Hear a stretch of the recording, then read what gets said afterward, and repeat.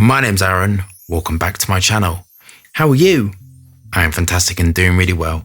And today I'm viewing Nishane Annie. This is £126 for 50ml. The notes are bergamot, rose and musk. Do we have our bottles of NA by Nishane?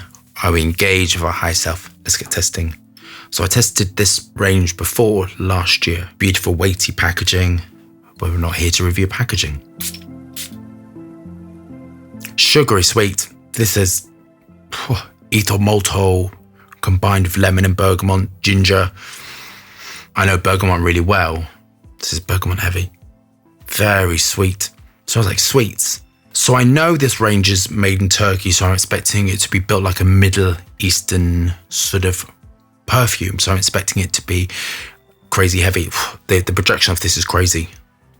It is the vanilla molecules mixed into us. This is sweet, spicy, floral, strong, dominant.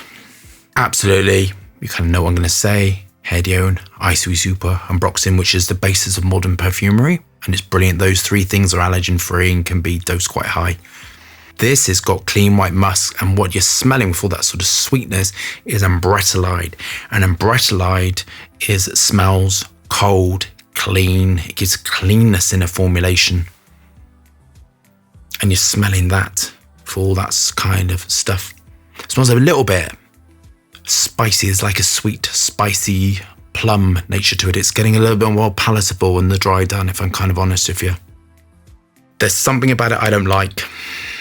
That sweetness, and then there's this sort of like airy nature in the middle of it. So it's got all that sweetness and the beautiful naturals. One thing I want to say is has a lot of naturals in.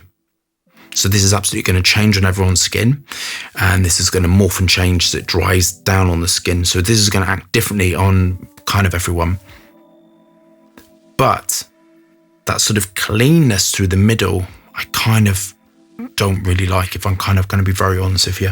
It's sort of more dominant as it's drying down. It's got the vanilla molecules, and then you got the sort of linalool, the acetates sort of in the core, giving that sort of lift to it. And then the bergamot with the ethyl maltol and sort of the spices and that kind of stuff. Better at a distance, so maybe I'll smell it out here and judge it on here. Much better here, clean and sweet to it. On to my final thoughts. I'm kind of going to be honest with you, I'm sort of struggling a little bit with this because it's absolutely not for me. I'm going to be very honest with you, it's absolutely not for me. And that's okay, because my taste is different to your taste. I quite like it when I smell it first off. There's something very nice about it when I'm smelling it here. But then when I go in closer, I don't really like it. But who wears fragrance like that? So I'll go for my marks with you. First two marks are legal, safe, compliance. Absolutely, it's fantastic. The box is really good. Next two marks are longevity and projection. This doesn't come off the skin. Where I think this is fantastic is it's really, really well built on a technical level. That sort of technicality is so good. I love the amount of naturals in it, and I love the way they've combined it, and there's thought in this. I think it's brilliant. The price, I think it's really, really worth the price. And I'll tell you why.